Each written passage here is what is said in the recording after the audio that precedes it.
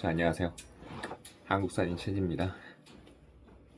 이번에 어떻게 이야기를 시작해 볼까 하냐면요. 그 전에는 이야기해 보고 싶은 것들이 되게 많았었는데 딱히 기회가 없었어요. 근데 저는 뭔가 운동을 하거나 그러면서 이제 자기 하고 싶은 말 얘기하는 그런 콘텐츠들을 가끔 챙겨 보는 편인데 되게 재밌더라고요. 저는 그래서 일단은 생각난 대로 한번 얘기해 보고자 합니다. 한번 해볼까요?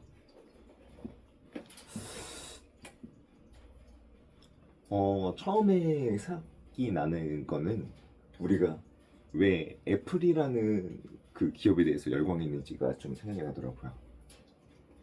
근데 보통 애플이라는 거는 여자들이 더 많이 좋아하잖아요. 왜 아이폰을 열광했을까?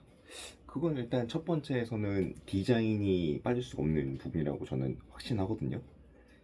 기능적인 부분도 분명 기능은 기능이지만 디자인에서 어떻게 여심을 사로잡았는가, 그런 곡선적인 아름다움 혹은 이런 조작감이 있어서 살아있는 듯한 그런 그 통통 튀는 반응, 그런 것들이 이런 아이폰을 그 고유의 개체로 인식하게 되고 애착을 형성하게 하고, 그리고 아이폰을 사용함에 있어서 본인이 그 만들어낸 스티븐 잡스라는 사람이 본인이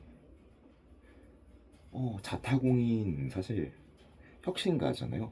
굉장히 트렌드세터이기도 했고 혁신가고, 그러다 보니까 그런 아이덴티티를 본인이 빌려다 쓸 수 있다는, 혹은 그러한 그 혁신가적인 그런 음 그런 의지나 의식이라는 거를 본인도 같이 누리고자 하는, 혹은 그런 유행에 뒤처지고 싶지 않는 그런 음, 포모라고 하나요? 좀 어려운 말로 얘기하는 건데, 그냥 뒤처지고 싶지 않은 그런 마음, 그런 사회적인 심리적인 압박에 굉장히 예민했기 때문에 이런 주변 평판이나 그런 유행에 민감할 수밖에 없는 우리나라에서는 특히나 더 유행했던 것 같아요. 그러면은 왜, 어째서 그게 사로잡을 수 있었느냐? 저는 주목하고 싶은 건 그거였어요. 아이폰이 처음부터 아이폰은 아니었다. 아이폰이 처음부터 아이폰이었지 무슨 아이폰이 처음부터 아이폰이 아니었냐, 이렇게 얘기하고자 한다면 저는 그렇게 얘기하고 싶은 게 있어요. 아이폰이 세상에 처음 막 나왔을 때 세상을 변혁시킨 건 맞았지만, 그때도 누구나 저거는 반드시 따라가야 돼 라고 사람들은 생각하지 않았을 거예요. 예를 들어서 사람들이 가장 주목하는 몇몇의 굉장히 유명한 그런 어, 예를 들자면 약간 얼리오답터 같은 사람들 있잖아요. 영향력을 충분히 가지고 있고 유행에 굉장히 민감한 사람들. 뭐 그런 사람들이 본인의 그런 남들과는 달라야 한다는 그런, 어떻게 보면은 일종의 무슨 말이 좀 더 어울릴까요? 약간의 그런 반골 기질이 있는 사람들이 네 그런 앞서가는 사람들의 경우가 더 있는 것 같아요. 왜냐면은 남들과 똑같아서는 똑같은 성취밖에 이루지 못하는데, 반골 기질이 있는 사람들은 보통 남들과 달라지기 위해서 남들이 하는 거를 아예 안 하거나, 아니면 남들이 하는 거를 하면서 그것보다 나아지기 위해서 더 하는 경우가 있거든요. 예, 달라지기 위해서. 저도 반골 기질이 좀 있는, 좀 많은 편인가? 아무튼 네, 그런 심리들을 한번 생각해 봤어요. 그래서 아이폰의 전략이 무엇이었을까? 달라진다는 거였죠. 기존의 사람들과 확실하게 차별화를 둔다. 자, 그랬을 때 우리가 인사이트를 뭐를 얻을 수 있느냐? 과연 달라진다는 거에서 어떻게 이제 우리가 그거를 자신한테 적용할 수 있느냐 그런 거겠죠. 사실 지식이라는 게 알고만 있는다고 좋은 건 아니잖아요. 저는 그렇다고 생각해요. 이런 적용할 수 있는, 활용할 수 있는 방안이 뭐가 있을까? 음, 음, 이런 건 어떨까요? 예를 들어서 하나의 사건은 네, 가치 중립적이에요. 예를 들어서 어떤 불이 있다고 생각해보죠. 불이 있어서 하나의 공간에 불이 떨어졌어요. 그래서 주변이 타오르겠죠. 그 사건은 선도 악도 아니에요. 좋은 것도 아니고 나쁜 것도 아니죠. 근데 그거를 바라보는 어떤 객체가 있고 그 객체의 목적이나 가치관에 따라서 그거는 좋은 일일 수도 있고 나쁜 일일 수도 있죠. 예를 들어 볼게요. 한 사람이 자신의 쓰레기나 혹은 그런 위협적인 것들을 어느 공간에다 모아놨어요. 네, 그 사람이 힘으로는 처리할 방법이 없었죠. 그러다가 어느 순간에 불똥이 튀어서 혹은 번개가 맞아가지고 혹은 낙엽이 갑자기 자연발호 하면서 네, 불이 난 거예요. 주변이 쑥대밭이 되었지만 사실 그 사람에게 소중한 건 단 하나도 없었고 오히려 골칫덩어리들만 싸그리 재로 변하면서 깔끔해졌겠죠. 그러면 그 사람은 이득을 봤을까요? 아니면은 손해를 봤을까요? 분명히 객관적으로 봤을 때는 불이 어마어마하게 크게 났다고 했을 때 그게 나쁜 것일 수 있겠지만 과연 아마존에서 살던 네, 산불을 내던 그런 네, 농장 화전민들이라고 하죠. 근데 그 화전민들에게도 과연 산불이 나쁜 것이었을까요? 네, 저는 그렇다고 생각합니다. 나쁜 것이 아니라고 생각한다는 거죠. 네, 그래서 적용할 수 있는 인사이트는 그거였다고 생각해요. 어, 모두가 개개인의 목적이나 아니면 가치관을 뚜렷하게 하면 할수록 어떠한 방향성을 찾기란 더 쉽다는 거죠. 그렇다면은 우리는 그 방향성을 통해서 남들과 다른 방향성을 찾을 수 있을 거예요. 그러면은 남들과 다른 방향성을 찾았을 때 그걸 어떻게 줄 수 있냐? 그걸로 경계를 만드는 거죠. 안과 밖을 나누는 거예요. 사실 세포라는 그 개념이 만들어지는 그 개념도 똑같은 거거든요. 안과 밖을 나누는 이임지질막이라는 이중층이 있기 때문에 세포라는 게 존재하는 거거든요. 우리 생명의 본질이란 것도 사실 그렇다고 생각해요. 경계를 나누었다. 뭔가 경계를 나누고 선을 긋는다라고 하면은 되게 안 좋은 얘기 같잖아요. 저도 사실 그렇게 생각했어요.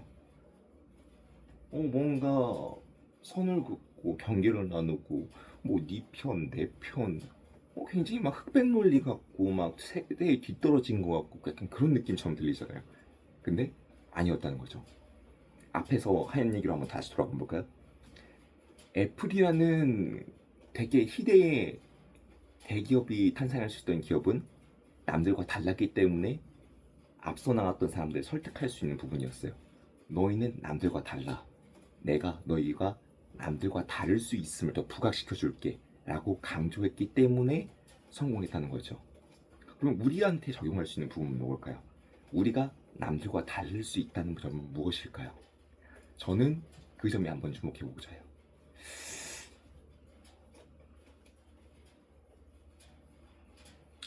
개개인은 우리가 아비투스에서 7가지 자본이라는 개념이 있어요. 어, 매력 자본, 인적 자본, 사회 자본, 그리고 문화 자본, 그 다음에 경제적 자본, 그다음에 신체적 자본 같은 게 있겠죠. 우리가 이런 자본이라고 할 수 있는 앞으로도 쓸 수 있고 그 다음에 자본을 통해서 뭔가가 생산될 수 있는 일종의 그러다 보니까 그냥 단순히 통조림 공장에서 통조림을 얘기하는 게 아니라 그 통조림을 생산할 수 있는 공장 같은 자본이란 생산의 수단이라는 거겠죠. 우리가 이러한 7가지의 자본을 가지고 있다는 게 남들과 차별화될 수 있는 수단이 7가지로부터 파생될 수 있다고 생각을 하는 겁니다. 거기서부터 시작하는 거죠. 남들과 달라질 수 있고 남들과 달라짐으로 인해서 차별화가 된다면 안과 밖의 경계를 만듦으로써 이것이 남들과 다르다라고 표현할 수 있고 그 안에 생태계를 구성할 수 있으며 이 7가지 자본으로 인해서 상대방과 나와 그리고 그 안에 내 편, 다른 편 이런 식으로 접근할 수 있는 방법이 몇 가지라고요? 7가지가 있다는 거죠. 이런 식으로 접근해 보았을 때 우리는 새로운 발상에 접근할 수 있어요. 그 방법은 뭐냐? 내가 장점을 가지고 있는 거를 남에게 팔 수 있다. 되게 익숙한 개념이죠. 네, 익숙한 개념이고 이게 뭐가 새롭냐? 새로울 수 있어요. 예를 들어서 우리가 내가 갖고 있는 거는 당연하잖아요. 분명히 당연해요. 내가 뭐 이렇게 손을 움직이거나 아니면 표정을 짓거나 아니면 오늘을 살아내고 있고 그다음에 제가 저라는 거는 사실 저에겐 당연한 거겠죠. 근데 남들에게는 당연하지 않다는 거예요. 그러면 무슨 말이냐? 7가지의 자본이 남들과 비교를 해봤을 때 안과 밖을 경계를 나누었을 때 그게 남들과 다르다는 게 곧 뭐라고 했죠? 네, 경쟁력이 될 수 있다는 거예요. 그래서 제가 생각하는 부분은 이런 겁니다. 우리가 벤 다이어그램처럼 한번 그려보는 거예요. 7가지의 특성들을 각각 다 만들어 보고 그 안에서 우리가 전부 다 파생시켜 보는 거죠. 내가 가장 중요시하는 제1원칙이 무엇일까? 약간 AI나 그 로봇 같은 데 봤을 때 스카이넷에서 제3원칙이라는 뭐 그런 얘기 들어보셨나요? 뭐 AI는 인간에게 해를 끼칠 수 없다. 제1원칙을 위배하지 않는 한 AI는 본인을 지킨다. 1원칙과 2원칙이 그 다음에 위배되지 않는 한 뭐 생산성이나 아니면은 뭐 자율적으로 뭐 의사 선택을 하고 뭐 약간 한다 뭐 약간 제 정확하지 않지만 기억은 그렇게 나는데요. 이게 무슨 말이냐? 앞에 어떠한 기준이 있어야 그 다음에 제가 똑같은 생각이나 아니면 똑같은 그런 문제를 맞닥뜨렸을 때 우리가 똑같은 생각을 계속 똑같이 반복을 하면은 시간적으로도 그렇고 그 다음에 같은 문제에 대해서도 같은 수준의 해답을 도출할 수밖에 없어요. 이게 무슨 말이냐? 내가 예전에 생각했던 그 생각의 틀에다가 경계선을 그어놓는 거죠. 제가 여기까지 도달했다는 일종의 기록을 남기다거나 영상을 만든다거나 이런 식으로 남긴 후에 이후에 여기서부터 시작을 하는 거죠. 보면서 이랬을 때 뭐가 달라지느냐? 저라는 사람의 한계는 명확해요. 처음에 떠올랐던 생각이 최고의 것은 아닐 거란 말이죠. 그러면 다시 보았을 때 모방하거나 아니면은 더 나아가거나 아니면은 빈틈을 배울 수도 있겠죠. 이러한 일련의 과정들이 만들어낼 수 있는 결과물은 뭘까요? 내가 나보다 더 나아질 수 있다는 겁니다. 되게 재밌는 점이죠. 우리가 그 전에 항상 얘기했던 것들이 있었어요. 자기계발서든 아니면 다른 데서든 뭔가 어제보다는 나아지면 우리는 행복할 수 있다. 네, 저는 그 점에 얘기하고 싶었던 겁니다. 앞에서 얘기했던 것들이 뭐라고요? 우리는 다름으로써 인해서 어떤 특별해질 수 있고 그거를 안과 밖을 경계를 나눔으로써 우리가 경쟁력을 만들 수 있다고 했죠. 그 경쟁력을 만드는 것은 다름 아닌 나 자신의 7가지의 자본에서 무엇이 내 방향성과 맞는지 목표를 설정을 하고 그 설정된 7가지 목표 중에서 객관적이지 않더라도 돼요. 어떤 내가 볼 수 있는 일정한 틀 안에서 적어도 이 정도는 나쁘지 않겠다.